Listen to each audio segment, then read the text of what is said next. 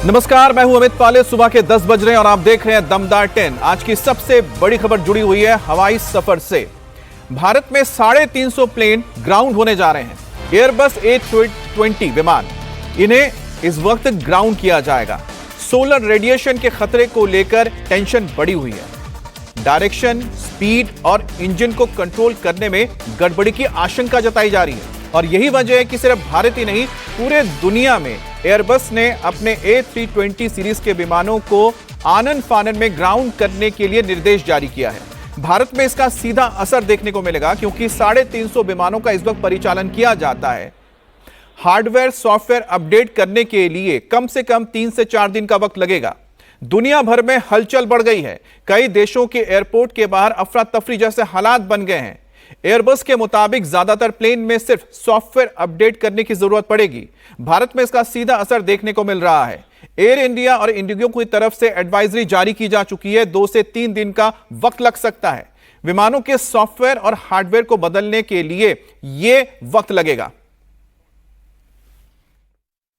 Airbus के notification के बाद अब एयर इंडिया और इंडिगो ने भी यात्रियों के लिए एडवाइजरी जारी की है। एयर इंडिया के मुताबिक उसके विमान बेड़े में एयरबस A320 के 61 एयरक्राफ्ट है जिन्हें अब ग्राउंड किया जाएगा और इनका सॉफ्टवेयर और हार्डवेयर अपग्रेड करके दोबारा इस्तेमाल में लाया जाएगा। लेकिन तब तक यात्रियों को ये सूचित किया जाता है कि आने वाले समय में जो एयर इंडिया और इंडिगो की फ्लाइट्स हैं उनमें डिले हो सकता है या फिर कुछ फ्लाइट्स को कैंसिल भी किया जा सकता है। इसीलिए यात्रियों को ये मैसेज भी दिया गया है कि फ्लाइट कैच करने से पहले, बोर्ड करने से पहले, एयरपोर्ट पहुंचने से पहले वो अपने फ्लाइट का स्टेटस चेक कर ले। इस समय हम दिल्ली एयरपोर्ट के टर्मिनल 3 में मौजूद है और यहाँ पे फिलहाल वो स्केड्यूल दिखा रहे हैं जो नेशनल और डोमेस्टिक, इंटरनेशनल और डोमेस्टिक फ्लाइट्स के लिए यहाँ पे लगाया, डिस्प्ले किया गया है। एयर इंडिया के साथ साथ इंडिगो ने भी अपने पैसेंजर्स को ये एडवाइजरी जारी कर दी है।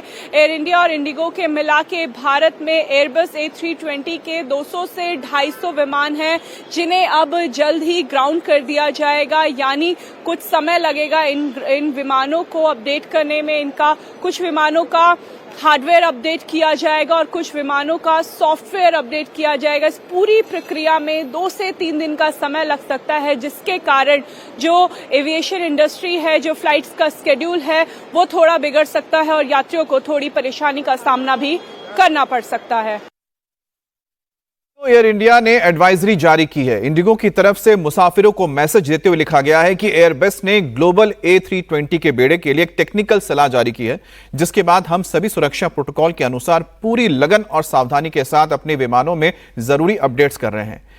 एहतियातन अपडेट्स के लिए कुछ उड़ानों को शेड्यूल में थोड़ा बदलाव करना पड़ेगा। वहीं एयर इंडिया की तरफ से भी एडवाइजरी जारी हुई है। उन्होंने भी कहा है कि एयरबस के एक निर्देश के वजह से A320 सीरीज के विमानों को सॉफ्टवेयर और हार्डवेयर अपडेट के लिए कुछ वक्त के लिए इन्हें ग्राउंड करना पड़ेगा जिससे हमारे निर्धारित संचालन में देरी होगी और समय लगेगा। सभी विमानों के सॉफ्टवेयर अपग्रेड होने तक यात्रियों को होने वाली किसी भी असुविधा के लिए उन्हें खेद जताया गया है। यात्रियों से अपील की गई है वो कि एयरपोर्ट पर जाने से पहले अपनी फ्लाइट स्टेटस जरूर देख लें।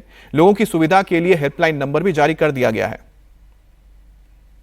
दुनिया की सबसे बड़ी विमान कंपनी एयरबस ने अपने 6000 विमानों के लिए अब इमरजेंसी घोषित कर दी है। एयरबस के मुताबिक सीरीज A320 के 6000 विमानों में तेज सोलर रेडिएशन की वजह से डेटा मैनिपुलेशन और डेटा करप्शन जैसी स्थिति पैदा हो रही है जिसके चलते पूरी दुनिया में 6000 विमानों के सॉफ्टवेयर और हार्डवेयर को अब अपडेट किया जाएगा। पूरी दुनिया में एयरबस के A320 सीरीज के 6000 विमान इस्तेमाल होते हैं।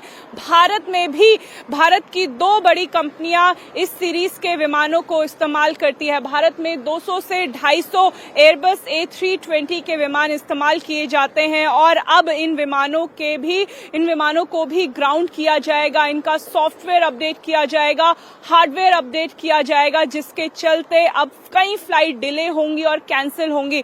एयर इंडिया और इंडिगो ने एडवाइजरी जारी की है। एयर इंडिया के मुताबिक अब इन विमानों को अपडेट करने में कुछ समय लगेगा जिसके चलते इंटरनेशनल और डोमेस्टिक फ्लाइट्स में इसका सीधा असर देखने को मिलेगा। आज से ही दिल्ली एयरपोर्ट में हल्का फुल्का कियोस्क देखने को मिल रहा है। कई फ्लाइट्स जो हैं वो डिले चल रही हैं और अब आने वाले समय में एयर इंडिया और इंडिगो के मुताबिक कुछ फ्लाइट्स को कैंसिल भी किया जाएगा। इस इमरजेंसी के चलते एयरबस की इस घोषणा के बाद जापान में 65 फ्लाइट्स को कैंसिल कर दिया गया है। एयरबस के मुताबिक तेज सोलर रेडिएशन की वजह से जो एयर कंट्रोल सिस्टम होता है एक विमान का, उस पर सीधा सीधा असर पड़ रहा है और ये यात्रियों की सुरक्षा से सीधा सीधा इस पर असर होगा, जिसके चलते अब ये बड़ा फैसला लिया गया है कि एयरबस के 6000 विमानों को ग्राउंड किया जाएगा। कुछ विमानों को केवल सॉफ्टवेयर अपडेट से ठीक कर लिया जाएगा, लेकिन जो पुराने विमान हैं उनका हार्डवेयर भी अपडेट करना होगा, जिसमें एक लंबा समय लग सकता है। और इस वक्त अनामिका भी जुड़ गई हमारे साथ। अनामिका, फिलहाल किस तरह का माहौल देखने को मिला एयरपोर्ट पर, क्योंकि जिन्होंने अपने बुकिंग करवा के रखे हैं उनके पास तो और कोई उपाय नहीं है, क्या विकल्प है उनके पास?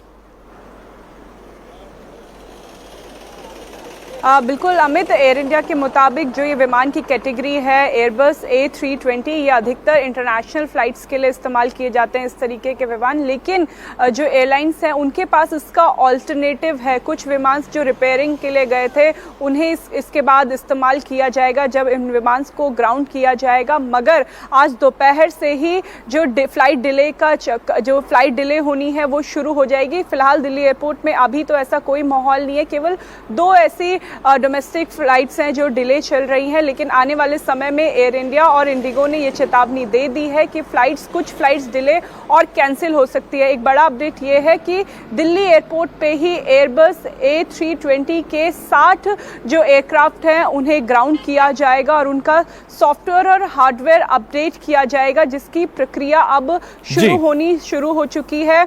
60 ऐसे विमान हैं जिनकी सूची फिलहाल बना ली गई है। अमित, तो जाहिर सी बात है कि जो एयर ट्रैवल कर रहे हैं, जो हवाई यात्री हैं, ध्यान रखें कि आने वाले कुछ दिन तक, मतलब 2-3 दिन तक उन्हें परेशानी का सामना करना पड़ सकता है। अगर आप एयरपोर्ट जा रहे हैं, अगर आपको कहीं पर जाना है, तो एक बार जरूर अपने एयरलाइंस के साथ संपर्क कर लें, क्योंकि डिलेज होंगे, हो सकता है कुछ फ्लाइट्स कैंसिल भी हो जाए।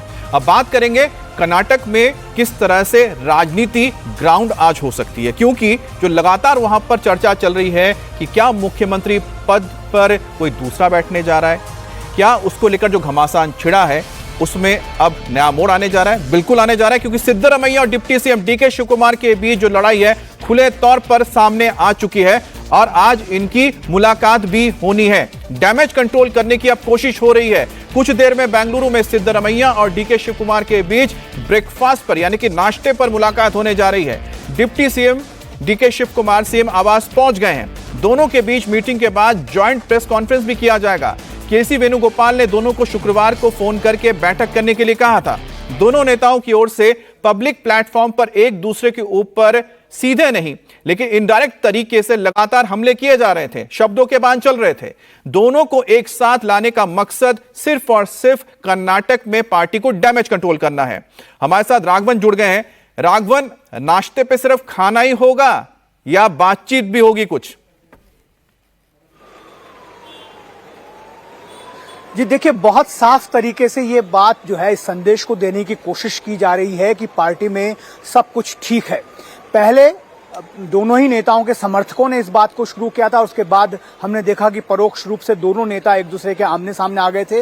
ये बात राहुल गांधी को बिल्कुल भी पसंद नहीं आई। इसी वजह से केसी वेणुगोपाल ने दोनों ही नेताओं को फोन कर हिदायत दी कि वो आपस में बैठेंगे। एक ऑप्टिक है, ये कह सकते हैं। कुछ देर पहले डीके शिवकुमार अंदर पहुंच गए। कुछ तस्वीरें भी हमें मिली है जहां पर सिद्धरमैया ने उनका घर के अंदर वेलकम किया और दोनों ही खाने पर बैठेंगे। ऐसा बताया गया है कि डाइनिंग, नॉर्मली सीएम आवास में जो डाइनिंग एरिया होता है अमित, वो बहुत बड़ा होता है, लेकिन यहां पर बहुत खास हिदायत दी गई है कि इस ब्रेकफास्ट मीटिंग में सिर्फ 2 ही नेता होंगे।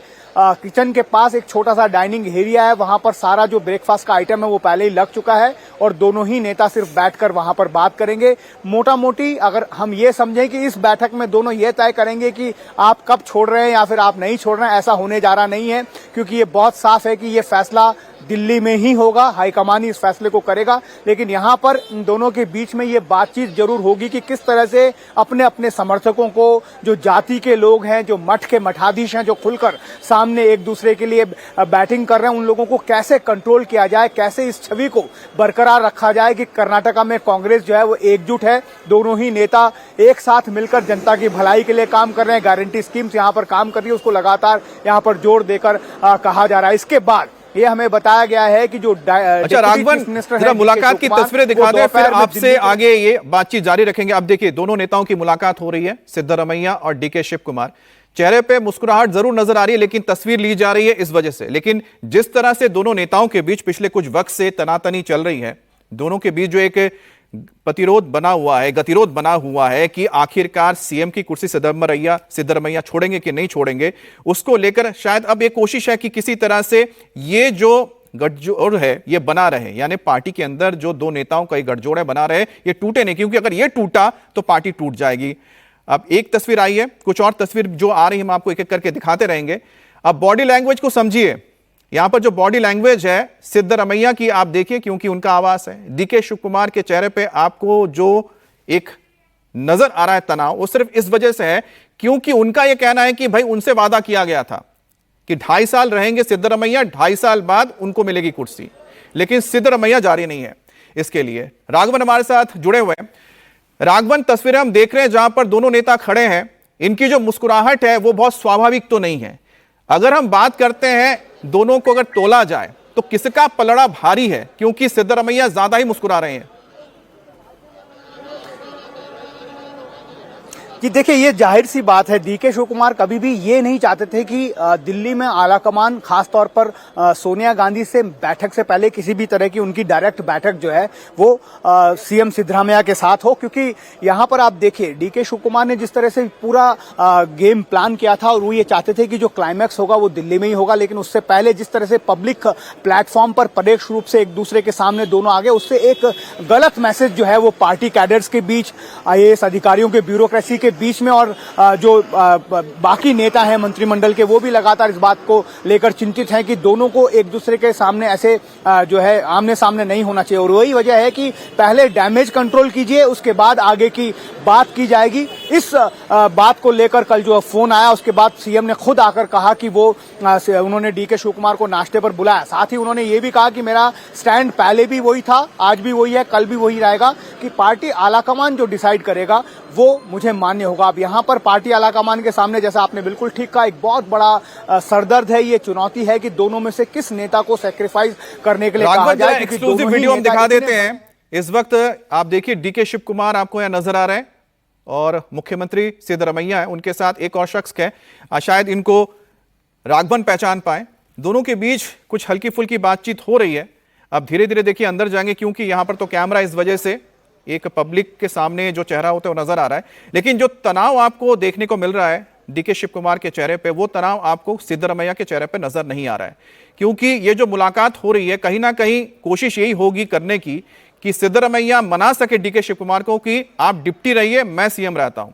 लेकिन अब यह देखना है कि क्या डीके शिव कुमार, आलाकमान के कहने पर जो मुलाकात हो रही है, राघवन, आलाकमान के कहने पर जो मुलाकात हो रही है, कहीं से भी कि ये कोई गुंजाइश है कि डीके शिव कुमार इस बात के लिए तैयार हो जाएंगे बाकी 2.5 साल वो डिप्टी ही रहेंगे?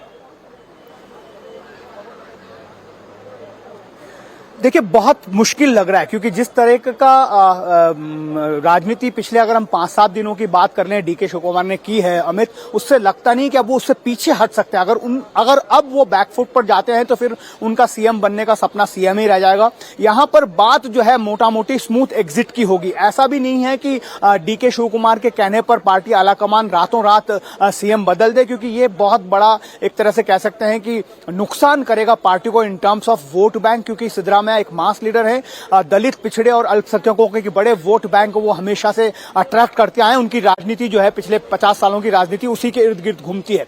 ये जो जरूर कहा जा रहा है कि स्मूथ एग्जिट क्या होगा, और चूंकि डीके शिव कुमार इस बात को लगातार कह रहे हैं कि जो होना है वो अभी होना है, ऐसा लगता नहीं है, क्योंकि अब जब आज की बैठक होगी, इस बैठक में मोटा मोटी यही तय किया जाएगा कि आपके समर्थक, मेरे समर्थक, मैं और आप, अब पब्लिक में हम दोनों के बीच में जो भी बातचीत हुई है या तकरार है उसको हम पब्लिक में लेकर नहीं जाएंगे। इसके बाद हो सकता है कि दोनों नेताओं को दिल्ली बुलाया जाए। जहां तक हम कह रहे थे कि डीसीएम जो है वो आज दोपहर में दिल्ली के लिए रवाना हो सकते हैं। उनके टीम का यह कहना है कि शाम को मेकेडाटू, जो यहाँ का एक सिंचाई से जुड़ा हुआ प्रोजेक्ट है, क्योंकि वो जल संसाधन मंत्री भी है, उससे जुड़ी हुई एक बैठक है, ये बहाना है।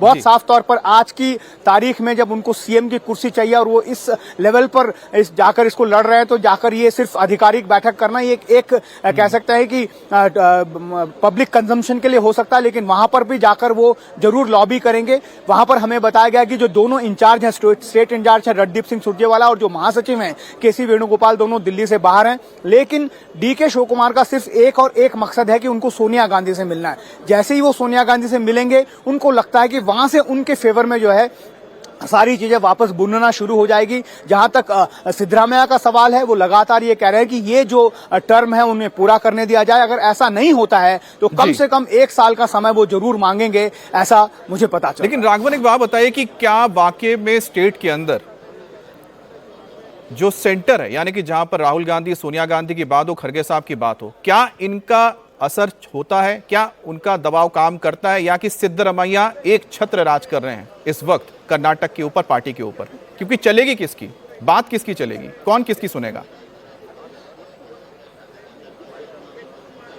नहीं, देखिए, अगर सिद्धरामैया पर भी अगर पार्टी आला कमान से, खास तौर पर राहुल गांधी से ये दबाव आता है कि उन्हें डीके शिव कुमार के लिए जगह बनाकर देनी होगी, तो मुझे नहीं लगता कि सिद्धरामैया के पास भी उसके बाद कोई ऑप्शन रहता है। देखिए, इसमें आप 10 दिन पहले की एक घटनाक्रम को देखिए, जब ये कहा गया था डीके शिव कुमार कैंप की तरफ से कि उस वक्त ये प्रॉमिस हुआ था 2023 में कि 20 नवंबर 2025 की वो तारीख मुकर्रर हुई थी जब वो सीएम बनना चाहेंगे, ये सत्ता जो हस्तांतरण होगा। लेकिन उससे पहले 1 सप्ताह पहले ही जो सीएम है वो इस्तीफा दे देंगे। ऐसा नहीं हुआ। डीके शिव कुमार दिल्ली गए, 2 दिन तक दिल्ली में बैठे रहे।